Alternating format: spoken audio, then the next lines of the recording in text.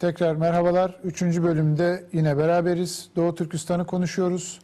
Doğu Türkistan'la ilgili detaylı tarihi günümüzü ilgilendiren 5 Temmuz olayı, 5 Temmuz 2009'da yaşanan, Urumçi'de yaşanan katliamın detaylarını konuşuyoruz. Şu anda belki Türkiye kamuoyunda Doğu Türkistan davası, Doğu Türkistan konusu işlenildiğinde birçok kimsenin işte devletler arası diplomatik ilişkilerde dile getirilen bir konuyu, herkesin merak ettiği bir konuyu ben konuklarımıza Hidayet Bey'e sormak istiyorum.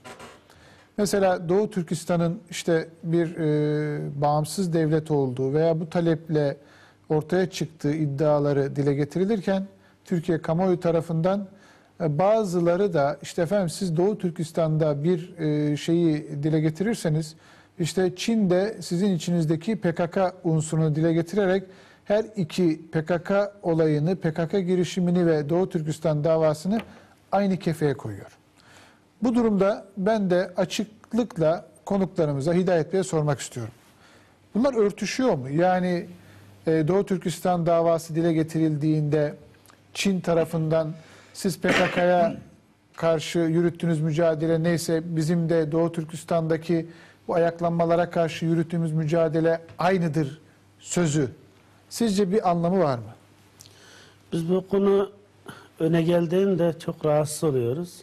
Yani işin gerçeğinin çok uzak olduğu, yani tam ters bir şey olduğuna inandığımız için. Neden ters? Ben bunu şimdi Doğu Türkistan meselesiyle PKK'nın şimdi ortaya attığı Kürtlük ya Kürt meselesi denen bu konularla meşgul edilip de Doğu Türkistan'a yönelik Türkiye'nin teveccühünü zahil etmeye yönelik bir çaba olduğunu inandığımız için bundan rahatsız oluyoruz. Neden dersiniz? Doğu Türkistan meselesi gerçekten bir orijinal bir meseledir. Yani yukarıda Doğu Türkistan tarihinden bahsettik, 1000 senelik bir tarihten. Ondan sonraki en yakın zamana kadar sürülen oradaki gerçek yapılar, kurulan devletler, cumhuriyetlerden insanların medeniyeti, kültürü, yaşam tarzları birbirinden olan bağ veya onu bahsettik. Buna bakıldığı zaman zaten herkes yani tarihten az bir şeysi olan, tarihe ilgisi olan biri Doğu Türkistan dendiği zaman Türkistan coğrafyasından yani bilmemesi mümkün değil. Türkistan diye bir şey var. Şairlerin efsanelerde, hikayelerde, tarihi belge bilgilerde Türkistan'dan bahsediliyor. Türkistan bölgesinden. Bu bir gerçektir. Yani hiçbir zaman Doğu Türkistan'da o Türkistan coğrafyasının doğusuna yerleşen Doğu Türkistan bölgesinde şimdiki Çin'in işgalindeki şimdi insanlar hiçbir zaman Çin'le aynı bir şeyi paylaşmadı. Ne dini açıdan, ne milli, ne kültürel medeniyet, yiyecek, içecek hiçbir şeyde bir ortak noktamız olmadı. Bir yere gelmedik. Yani şimdi Türkiye'deki meselelere baktığımız zaman Türkiye'de binlerce senedir aynı kültürü paylaşmış, aynı yemek yemiş, aynı giymişler, konuşmuşlar, aynı hedef, aynı maneviyat uğruna feda olmuşlar, savaşmışlar. Çanakkale şimdi 18 Mart'ta geliyor bunu. Yani bunlar insanlar omuzumuzla beraber yaşamışlar. Yani Doğu Türkistan'la birbirimiz için ölmemişiz, birbirimizi öldürmüşüz tarihte. Yani buna bakıldığı zaman Türkistan zaten biz eski tarihlere referans alamazsak yeni tarihe baktığımız zaman 1933'teki dünyada ilk kurulan İslam Cumhuriyeti'nin referansı Türkistan'dan geliyor, Doğu Türkistan'dan geliyor. Yani şimdi biz bunu ben misal olarak diyorum, örtüşür mü diye bunu ikisini kıyas ettiğiniz zaman. Şimdi Pakistan'ın 1947'de Hindistan'dan ayrılmasının nedeni neydi? Yani Kaid-i ya da Muhammed Ali Cinnah denilen bu kişinin hukuki bir savaşla yani hukuki bir mücadeleyle ayrıldığını herkes biliyor Pakistan'ın insanı. Evet. Buradaki slogan neydi? Aynı kültür, aynı medeniyet, aynı coğrafyada yaşıyorlardı. Buradaki slogan sadece biz milletimizin dini inancımız ayrı olduğu için biz ayrı bir milletiz. Bu sloganla millet olarak ayrıldı. Pakistan'dan hukuki bir şey kazandı. Ona bakıldığı zaman Türkistan projesi, Türkistan meselesi daha orijinal. Yani dini açıdan bakın, kültürel, medeniyet ne varsa yani bir benzerliğimiz yok. Hiçbir yerde bir yere gelmiyoruz. Sadece baktığınız zaman 5,5 milyon, yani 1949'daki diyorum 5,5 milyon var. Bir de 300 bin Doğu Türkistan, Çinli yaşıyor. Sadece Ürümçi'de. Bütün koskoca Türkistan'da Çinli yok. Yani ben 80'lerde 84-85'lere kadar ben ondan sonra yurt dışına okumaya gidiyorum. O senelerde bile biz Çinlileri görmüyoruz. Aynı mahallede yaşamıyoruz. Çince konuşmuyoruz. Yani bunlara bakıldığı zaman biz hiçbir zaman Çin'in bir parçası olmadık. Onun için bu meseleyi sulandırmak için Türkistan meselesini PKK meselesiyle şeyde tutmak da bu bir zulümdür. Yani hiçbir taraftan bunu Türkiye devlet olarak tedirgin olmamalıdır. Yani Filistin meselesi, Keşmir meselesi, diğer İslami veya insani hak olarak bilinen meseleler ne kadar orijinal, ne kadar onun arkasında durulması gerekiyorsa Doğu Türkistan meselesi o kadar net ve bir haktır yani. Bu meseleyi sulandırmamak lazım yani. Evet.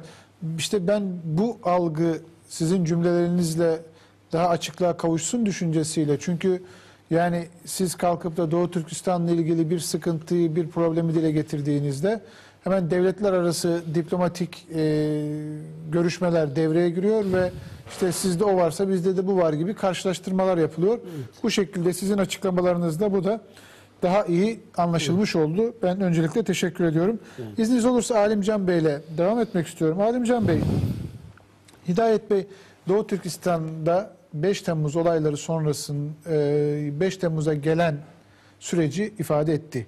İşte genç kızların, Doğu Türkistanlı genç kızların 16-20 yaşında zorunlu bir çalışmaya tabi tutulduğu, Çin'in iç kısımlarına götürüldüğü, sonra işte ruhsal bunalımlara girip intihar edenler olduğu, ahlaki ve ruh açısından çeşitli bunalımlar yaşadıktan sonra 5 Temmuz sonrası Çin'in yeni stratejileri, yani o bölgeyle ilgili yeni stratejileri var mı? Yani ayrıca belki de hani yine söylediniz, demografik durum şu anda Çin'in aşağı yukarı bizim 1,5 katı olduğunu söylüyorsunuz göçlerle. Bunlarla ilgili bize neler söylemek istersiniz? Şimdi Çin daha çok işte bu 2000 seneden itibaren yani Doğu Türkistan halkını tamamen silmek için düğmeye bastı. 2000 yılından bu tarafa. 2000 yılından itibaren. Mesela 2000 yılında tam işte Devlet Bahçeli o dönemde koalisyon hükümet dönemindeydi. Evet. İşte bizim Doğu Türkistan ziyaretinde o esnada işte Çin hep öyle yapıyor. Mesela Abdullah Gül Cumhurbaşkanımız oraya gittiği zaman işte orada bir olay çıkartıyor. İşte Türkiye'nin şeysini denemeye çalışıyor, tavrını. Yani acaba ne diyecek bunu? Çünkü oradaki Doğu Türkistan halkı şöyle diyor. Yani bizim işte kurtaracak olarak Türkiye vardır. Yani bizim abimiz şeklinde böyle görüyorlar. Ondan dolayı da Çinliler Doğu Türkistan halkını gözdağı vermek için hep böyle Türkiye'den işte büyük birisi gittiği zaman hep öyle bir olay ortaya çıkartıyor. Tam o esnada Doğu Türkistan'daki üniversitelerde ta 1949-55'ten beri devam ede gelen o özel bölgedeki Uygurca okullardaki ta üniversiteye kadar devam eden Uygurca eğitimi tamamen yasakladı o dönemde 2000'de. Kaşgar ziyareti döneminde. Yani Sayın Bahçeli'nin Kaşgar ziyareti esnasında yasaklanıyor, kitaplar yakılıyor. Yani işte tepkisi ne olacak diye. Baktık ki tepki yok. İşte ondan sonra dedi ki işte bu halkı yok etmek için ne yapacağız? Bunların dini değerlerini, bunların dilini, medeniyetini, dilini ne varsa hepsini yok etmemiz lazım. İşte dilini yok etmeye çalışıyor. Ondan sonra işte bu 18'den aslında büyüklerin dini öğrenme serbest. Diyor ki işte camilere işte 18'den küçükler giremez, işte emeklisi giremez, köy muhtarı giremez gibi bütün bayanlar giremez diye bütün böyle insanları camiden uzaklaştırıyor. Şu an pardon 18 yaşından küçükler giremez. Evet. İmamlar giremez. Yok, imamlar da mesela emekli Özür olanlar. dilerim, muhtarlar giremez. Evet.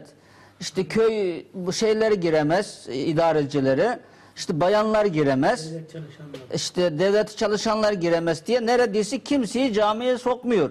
Böyle bir uygulama yapıyor. İşte hocamızın dediği gibi 2000'den sonra işte hatta kendi çocuğuna Kur'an öğretenleri bile para cezası çarptırıyor. Hatta bazılarının evini dümdüz yapmış işte ibret olsun diye. İşte bu şeklinde Doğu Türkistan halkını zulmü arttırıyor bu şeylerde. İşte en büyük dokunan şey 2001'den itibaren işte biraz önce Hidayet Bey'in de dile getirdiği üzere 16-22 yaş arasındaki daha çok köylü yerdeki kızları Çin'in iç kesimine yani orada meslek sahibi olacak. Mesela Doğu Türkistan'da durmadan işte burada iş imkanı var diye Çin'in iç kesiminden Çinliler, işsiz Çinlileri Doğu Türkistan'a göç ettiriyor. Burada iş imkanı var diye. Oradaki Kızları meslek sahibi yapacağız. Orada sizi zengin edeceğiz diye Doğu Çin'in iç kesimine 5.000-10.000 kilometre uzaklığa götürüyor orada. İşte dediği gibi birçok pavyonu bilmem buraya şey yapıyor. İşte bu Doğu Türkistanlılara çok dokundu bu olay. Evet. İşte bundan dolayı Doğu Türkistan halkı artık Çin'le savaşma şeysine girdi neredeyse. İşte 2009'u geldiği zaman bu bir şey yani ortada birden patlak veren bir şey değil. Yani oradaki insanların Çinlere olan nefreti işte tepkisi bu sonunda bu 2009 5 Temmuz olayını ortaya çıkardı. Evet. Yani ta 1955'ten itibaren o kadar çok şeyler yapıldı. Çinlere her çeşit tepkiler gösterildi, ayaklanmalar oldu. İşte Doğu Türkistan'ın Barın 1990'da Barın köyünde bir tane ayaklanma oldu silahlı. Daha sonra Golcu'da 97'de oldu. Ama Ürümçi Çin'in tamamen asimile ettiği neredeyse %5 oranında Doğu Türkistan'ın olduğu başkent olmasına rağmen tamamen Çinleştirmiş olduğu ve buradan hiçbir olay çıkmayacak diye inandığı Doğu Türkistan'ın başkenti Ürümçi'de bu olay patlak verdi. Orada çıkanların çoğu böyle inançlı böyle gençler değil. Onların çocukları değil. Artık yani tamamen işte oradaki Doğu Türkistanları yapılan işte bu kızlar yapılan bu zulmü işte tecavüze uğrayan, haksızlığa uğrayan o kızların görüntülerini Çinliler işte Uygur kızları böyledir bilmem öyledir diye şeyler ekliyorlar işte bu internet sitelerine. Bu onlara dokunuyor. Tıpkı işte Türkiye'de işte Sütçü İmam olayında işte şeye karşı bir ayaklanma nasıl olduysa işte Doğu Türkistanların gelecek anneleri olan kızlara yapılan bu tecavüz, bu sindirme olayı Doğu Türkistanlara büyük dokunuyor ve Ürümçi'de bu olay patlak veriyor. Peki bu olaydan sonra artık yani işte bu Doğu Türkistanlılar yeniden kendisini tanıma, kendi kimliğini tanımaya olmuştur. Vesile olmuştur. Mesela gelenlerden anlıyoruz. Şimdi yani insanların daha çok bu kadar baskı yapmasına rağmen o kadar mesela bir işçinin devlet çalışanın mesela oruç tuttuğunu bildiği zaman hemen onu para cezasını çarptırıyor. Ve hatta zorla iftar ettiriyor. Böyle olmasına rağmen yine insanlar mesela orucunu devam ettirmeye, namaz kılmasını engellemesine rağmen insanlar evinde namaz kılmaya ve inancını daha çok yani Çin'e tepki olarak belki Çin bu kadar zulüm ediyor. Çin'i biz nasıl tepki gösteririz? Çıkıp savaşamıyoruz. Madem Çin bizim dinimizi yok etmeye çalışıyor o zaman biz dine daha çok sarılalım diye bu çerçevede işte 2009'dan sonra Doğu Türkistanlar daha çok kendi kimliklerine sarılmaya başlamıştır. Ve baktık ki Çinliler durmadan Çin şöyle bir strateji belgiledi. Dedi ki demek işte bu olay tamamen dünyaya açılmış oldu. İleride ister istemez bir şey olabilir. Onun için buranın demografik yapısını tamamen değiştirmemiz gerekir. Ne yapalım? O zaman buraya biz Doğu Türkistan'ı yani Çin göçü başlatalım diye. Şimdi durmadan Doğu Türkistan'ın bütün bölgelerine durmadan Çinleri göç ettiriyor.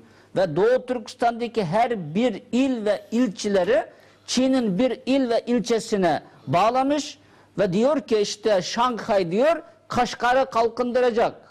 Pekin Hoten'i kaldıracak diye işte oradaki ne kadar böyle işsiz Çinliler varsa Doğu Türkistan'a yerleştiriyor ve oradaki fabrika bilmem nerede işte nerede daha güzel imkaniyetler varsa oralara Çinlilere yerleştiriyor ve bunlar işsiz kalan Doğu Türkistanlıları, gençleri sinirlendiriyor.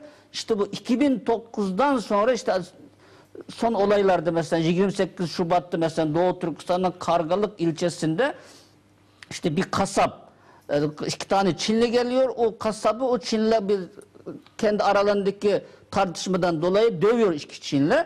Bu geçtiğimiz 28 Şubat. Evet, bu 28 Şubat'ta. Ondan sonra oradaki gençler de kasaplar da eline bıçakla alıyor.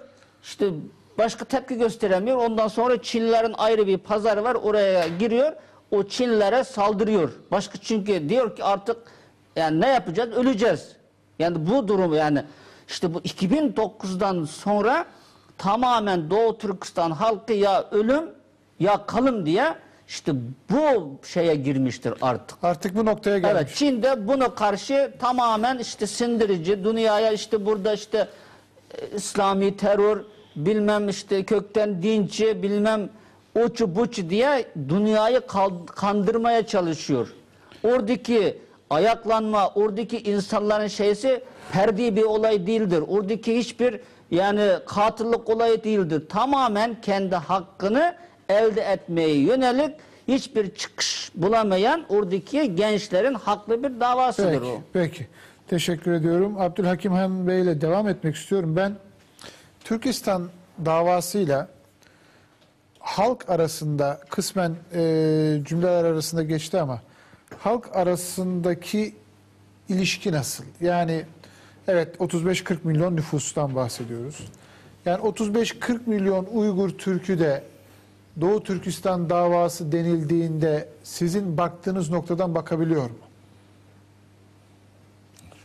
Şimdi Doktor Alimcan Bey izah etmiş olduğu gibi Çinlilerin baskısı, zulmü insanın aklı almayacak derecede böyle artıyor. Evet. Ama Doğu Türkistan halkı dini eğitim konusunda olsun, başka kültürel eğitim konusunda olsun iyi eğitim almak imkanı kavuşmadı şimdiye kadar. Ama bununla rağmen şimdi Doğu Türkistan halkı özellikle Doğu Türkistan içinde yaşayan, dışarı çıkmayan halk, özellikle gençler şimdi Doğu Türkistan davası konusunda Doğu Türkistan'ın dışarıda yaşayanların çok fazla bunun önem veriyor şimdi. Şimdi bu gençler de dinini öğrenmek, özün kendi kültürel medeniyetini öğrenmek hepsi yasak ama gizli bir şekilde öğreniyor bunlar.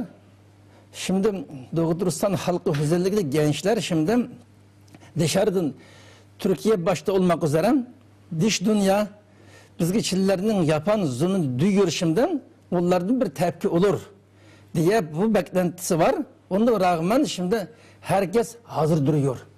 Biz en kısa zamanda Çinlilerin zulmünü kendimizi kurtaracağız. Herhangi bir bedel ödesek ödelim, biz bu zulümden kendimizi kurtarmamız lazım diye böyle bir inanç yaşıyor. Ama biz bazen bu yurt dışında yaşayan utanıyoruz. Doğu Türkistan şehrinin arkadaşları gelir konuşuyoruz, durum nasıl diye. Onlar anlatıyor. Şimdi Doğu Türkistan'ın için yaşayan halkın, özellikle gençlerin bu konudan özellikle Doğu Türkistan davası olan önemi şimdi kendisini unutmuş bir derecede, kendi hayatı, varlığını unutmuş bir derecede tam zihniyetiyle bu davaya önem veriyor. Bunun bir şeyleri bekliyor, elinden gelen şeyini yapıyor şimdi. Genel olarak böyle öyle mi yani? Doğu Evet. Türkistan halkında genel olarak algı bu. Genel olarak hatta mesela Çin idarelerinde çalışanlar var. Mesela polis olan başka işçi, idareci. Onlar bile bu heyecanda, bu beklentide şimdi. Özellikle bu Ürümçi olayından sonra herkes uyandılar. Şimdi bu seviyede. Peki teşekkür ediyorum. Hidayet Bey, 8-9 tane ülke saydınız. komşu dediniz, stratejik nokta dediniz. Diğer komşu ülkelerin, Çin'le Rusya'nınkini az buçuk çözdük. Zaten Çin belli ne yaptı. Rusya da Çin'le beraber hareket ediyor gibi bir şey anladım. Doğru mu?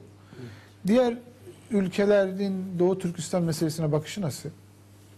Valla bu meselede yani bizi çok üzüyor. Yani aslında bizim meselemiz Doğu Türkistan meselesi bir ümmet meselesidir. Yani Doğu İslam olarak yani etrafımızda çoğu bizim İslami ve milli kardeşliğimiz olan ülkelerle çevrili çoklu olarak baktığımız zaman. Evet. Bu şekilde baktığımız zaman bizi üzen şey her ne kadar sebep olsa olsun Çin'le olan uluslararası ilişkiler prensipleri, teamüllerine uymak zorunda kaldıklarını söylese bile insani olarak dini, insani bir ahlak diye prensip var. Ona göre bakıldığı zaman bizim davamızın üstünden ezip geçmemeleri gerekiyordu. Şimdi bizim bu komşu ülkelerde Orta Asya, Türkiye Cumhuriyetler var. Bizim din ve milli kardeşliğimiz olan, bağımız olan, orada da 3-4 milyon bizim Uygur Müslümanların yaşadığı o bölgede etkili olan. Oranın Çin'le Şanghay İşbirliği Örgütü'nün içerisinde olması, Doğu Türkistan davasına yani bir anlamda büyük bir darbe vuran bir güç olarak ortaya çıkmıştır. Onların ekonomi ve siyasi diğer menfaatlarına ne kadar hizmet ettiğini tam bilemiyoruz ama bunun daha çok Çin'e ve Rusya'ya hizmet ettiği çok aşikardır. Yani Çin'e, Rusya'ya hizmet ettiği. Yani orada onur diye bir şey kalmamış. Yani kardeşlik, insanlık bir şey diye bir şey yok. Yani hatta bizim insanlar aynı şey eskiden Türkistan, sadece Türkistan vardı. Kazakistan, Kırgızistan, yani bir şey yoktu.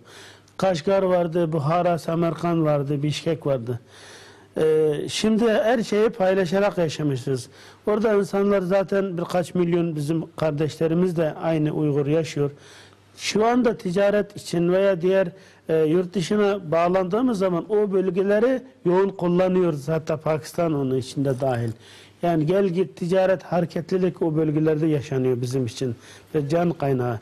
Şimdi orada Çin'in tamamen o kadar etkin ki insanları Doğu Türkistan'da ezdikleri yetmeyip oradaki insanları da hatta Çin polisi, Çin arabasıyla polisin Çin plakalı arabayla o cumhuriyetlere gelip istedikleri insanlara alıp götürmeleri, idam etmeleri.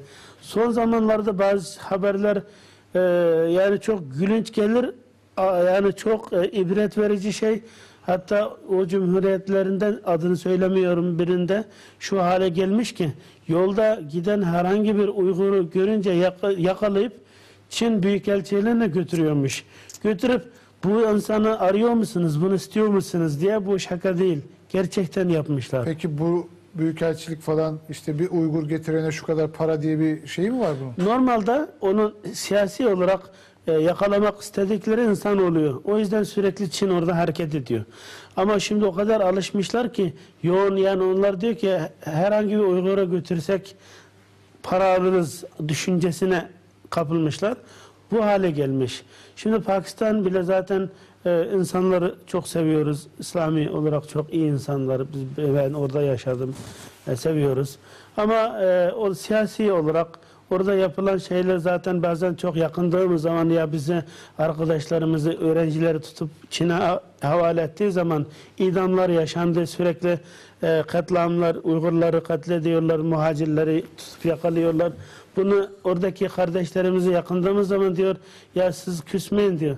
Ya siz zaten bizim kendi milletini bile yakalayıp yabancılara satan bir sistem var, siyaset varken sizin yakınmanız anlaşılır bir şey. Yani kendi milletini bile yabancı güçlere, Guantanamo'ya, her yere satan bir siyaset, bir sistem varken siz kardeşlerimizin kimi satması daha anlaşılır bir şey diye öyle diyor. Bu halet var yani. Evet. Bunlar çok acı tabii. Evet. Aynı zamanda konuşulması kolay ama evet. yani anlaşılabilmesi, ruhen anlaşılabilmesi zor şeyler. Alimcan Bey, tabii arkadaşlarım ilk uyarısını yaptılar. Ben bir de şeyi merak ediyorum. Şu anda Çin devlet okullarında Uygurcanın eğitimi yapılabiliyor mu? İşte çift dilde eğitim olabiliyor mu? Çince, Uygurca birlikte mi öğretiliyor? Buna rağmen devlet tamamen yok, Uygurca yasak, Çince mi konuşacaksınız diyor. Çince mi ya nedir bu? Şimdi bu işte tamamen yok etmek için Doğu Türkistanlıları, şimdi bu 2000'de başladığı üniversitedeki Uygurca eğitimi yasakladı. Şimdi 4-5 sene oldu. 2007'den itibaren ilk okuldan, ondan da önce anaokuldan itibaren çocukları alıyor. Mesela sözde diyor ki bunlara çift dilde eğitim vereceğiz. Hem Uygurca hem Çince. Ama onlar öyle yapmıyor. Çünkü bunlar Çince öğrenmiyor diye tamamen Çince'ye ağırlık veriyor. Ve Uygur okulları birden kapatıyor. Artık çünkü Uygur okullarına Çin para vermiyor. Çin hiçbir destek vermiyor. Ve ondan sonra Uygurlar da işte diyor ki burada insanlar şey yapmıyor. Buraya çocuklarını getirmiyor diye tamamen Çin dilinde eğitim veren okullara çeviriyor. Artık yani neredeyse Doğu Türkistan'da Uygur dilinde eğitim veren okul kalmamıştır. Tamamen Çin çift dilde eğitim adı altında Çinlilerle aynı sınıfta öğrencileri orada yani asimile etmeye çalışıyorlar. Artık orada yani çift dilde eğitim değil, tamamen Çin dilde eğitimi çevrilmiştir. Ama Çin işte bunların kültürünü şey yapmak, işte bunların daha böyle seviyesini yükseltmek için biz çift dilde Çince öğrenmesine önem veriyoruz. Çünkü öyle yapmazsa iş bulamazlar, zamana ayak uyduramazlar gibi böyle sepsetelerle Doğu Türkistan halkının tamamen kimliğini yok etmek için, işte dilini, dinini yok etmek için böyle bir şeylere müracaat etti ve bunu insanları zorluyor. İşte eğer öyle vermezseniz bu kadar para cezası vereceksiniz diye işte anaokuldan itibaren ta üniversiteye kadar tamamen Çince eğitime çevrilmiştir. Evet. Peki yani artık resmen bir asimilasyon süreci, resmen böyle oradaki Doğu Türkistan halkının kendi gelenek, görenek, inanç ne değeri varsa bunların ikincil plana itildiği bir yapının inşa sürecini devam ettiriyor. Devam ettiriyor. Öyle olmasına rağmen yine Doğu Türkistanlılar yani Türkiye'ye yönelik bayağı ilgi, alaka duyuyorlar. Geçen de haberlerde de vardı. İşte Ürümçi'ye gitmiş, Kaşgar'a gitmiş, bakmış ki işte Türk malları tam moda olmuş. Mesela Türk filmleri, işte Polat Alemdar, Kurtlar Vadisi gibi şeyler orada. İşte Çin'de bundan rahatsız oluyor. Çünkü orada işte Türkçe verilen şeyler varmış, kurslar varmış, Türk kursları. Onları da Çin tamamen yasaklamış. Çünkü bunlar yani Türkiye'ye ilgi duyuyorlar diye. Çünkü kültürümüz aynı, dinimiz aynı, hepsi aynı olduğu için ve Doğu Türkistan halkı da Türkiye'yi kendisini kurtarıcı olarak gördüğü için insanlar ister istemez işte buradaki dizilere, işte Kurtlar Vadisi çok merak olduğundan dolayı işte Uygur Türkçe öğrenmeye başlıyorlar. Çin'de bundan rahatsız oluyor. Evet. İşte bunlar yine esline dönecekler diye bayağı rahatsız oluyorlar. Peki, teşekkür ediyorum Alimcan Bey. Hidayet Bey, bu Kuzey Afrika'da ve Orta Doğu'da işte İslam dünyasının bazı beldelerinde, bazı ülkelerinde bir hareketlilik var. O hareketliliğin Doğu Türkistan'a yansıması var mı? Veya bir itici güç oldu mu şu anda Doğu Türkistan'daki bu muhalif yapıyla ilgili? Şimdi bu konuya geldiğimiz zaman bu rüzgarın, bu değişimin özgürlükler açısından insanların hak hukuklarını talep eden bu rüzgarın kokusu Doğu Türkistan'a gelmeden önce daha Çin onu hissetmiş ki hemen bu daha olay Tunus'tan Mısır'a geçmeden Kaşgar'da bu cuma günlerinin önemini yani dış dünyada, batıda çok anladılar. Şimdi Çin bile bunun anlayıp Cuma günü, Cuma'nın insanlara böyle bir bereketi, feyzi, yani insanlara taşıran bir hararet verdiğini düşünerek Cuma günleri Kaşgar biliyorsunuz o kadar sıkı yönetimde öyle bir şeyin hemen hemen çabuk çıkması biraz zor olmasına rağmen Çin orada bizim Kaşgar'da en büyük camimiz var. İdgah Camisi. Binlerce insanın namaz kılabildiği. Evet. O caminin önünde panzerler, tanklar, askeri birlikleri dizmişler. Daha olay yeni şeyden nakledilirken insanlar burada da yani nasılsa bunlar aynı Müslüman yani birbirlerinden etkilenip Cuma günü burada da böyle bir şey yapabilir diye orada hazırlıklar yapıp sürekli onun üzerinden güvenlik önlemlerini Çin aldı.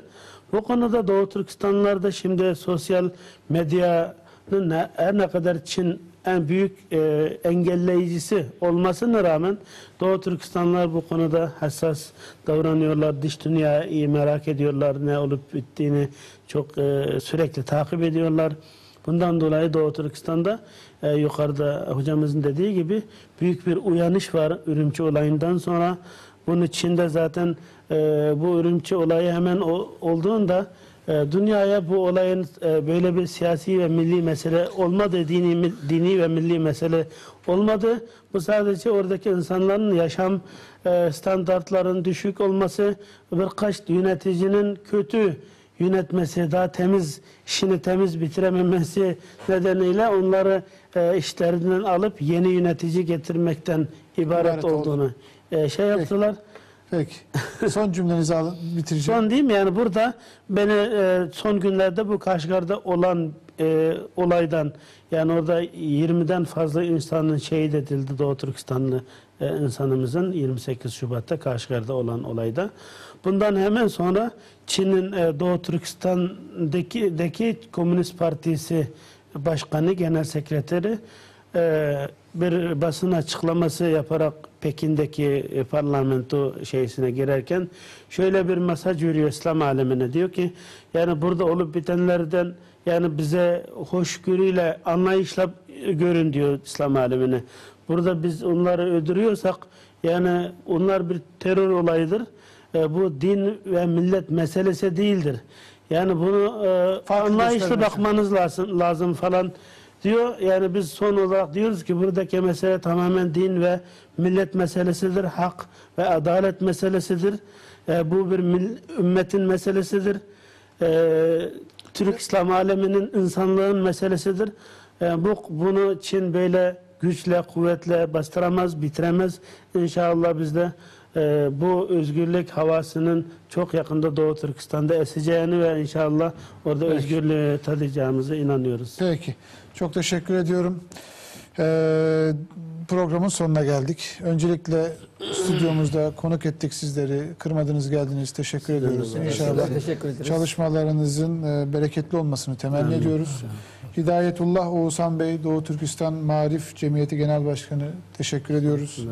Doktor Alimcan Buğda Bey, teşekkür ediyoruz. Ve Abdülhakim Han Teklimakan Bey, teşekkür ediyoruz.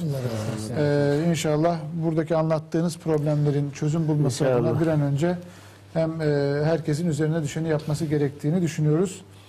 Bunun yapılması gerektiğine inanıyoruz. Tekrar teşekkür ediyoruz. Değerli izleyiciler, bir programın daha sonuna geldik. Programı kapatırken bir iki konuyla ilgili daha belki size bilgi vermek veya düşüncemi ifade etmek durumundayım. Onlar da geçtiğimiz günlerde İsrail'in yine Gazze'ye yaptığı bombalı saldırıda 25 kardeşimizin, 25 Filistinli'nin şehit olması. Tabii bu da hepimizi tekrar derinden etkileyen bir gelişme oldu. Basın açıklamaları yapıldı, protesto gösterileri yapıldı. Ama burada İsrail'in sürekli belli bir zaman periyodları içinde önce tansiyonu yükseltip birden kesmesi ve ondan sonra belli bir zamana yayması ama istikrarlı bir şekilde bu katliamlarını devam ettiriyor olması da bu anlamda Filistin davasına gönül verenler olarak bunun hangi anlamlarla, hangi amaçlarla yapıldığı çok iyi idrak edilmeli. Bunun takibi yapılmalı diye düşünüyorum. Ayrıca iki tane gazeteci kardeşimiz Adem Özköse ve Hamit Coşkun Bey bir belgesel çekimi için Suriye'ye gittiler. Kendilerinden zannediyorum, ben yayındayken başka bir gelişme olmadıysa şu anda Suriye'de devlet tarafından tutuklu olduklarına dair bir bilgi var. Tabii bu kardeşlerimizin bir an önce özgürlüklerine kavuşması, bir an önce yurda dönmeleri adına Dışişleri Bakanlığı veya yetkili kurumların ne yapması gerekiyorsa bu anlamda bunu yapması gerektiğine inanıyoruz. Sonuçta gazeteciler, sonuçta oradaki problemi, oradaki sorunu, oradaki bilgiyi, belgeyi neyse dünya kamuoyuna aktarmakla görevli gazeteci kimliğiyle öne çıkan arkadaşlarımız olduğunu düşünüyorum. Bir diğer konu da Çanakkale meselesiyle programımızı açtık. Çanakkale'yi anlatırken Kudüs'ten 1917-1972 arasında Kudüs'te nöbet tutmaya devam eden bir Osmanlı askerinden bahsettik. Yine bir dörtlükle ben programı kapatıyorum. Belki 18 Mart 1915 olaylarının sonuç da onların beklentisinin, oradaki şehitlerimizin beklentisinin bizden ne olduğunu ifade eden güzel bir dörtlükle programı kapatıyorum. Dörtlü okumadan önce yayın masasındaki arkadaşlarım adına, kameraman arkadaşlarım adına gecenin bu geç vaktine kadar ekranlarda bizlerle beraber olduğunuz için hepinize teşekkür ediyorum. Hayırlı geceler diliyorum ve şu dörtlükle 18 Mart 1915 Çanakkale olaylarını anmak adına şu dörtlükle programı kapatıyorum. Gök kubbenin altında yatar alkan içinde, ey yolcu şu toprak için can veren erler.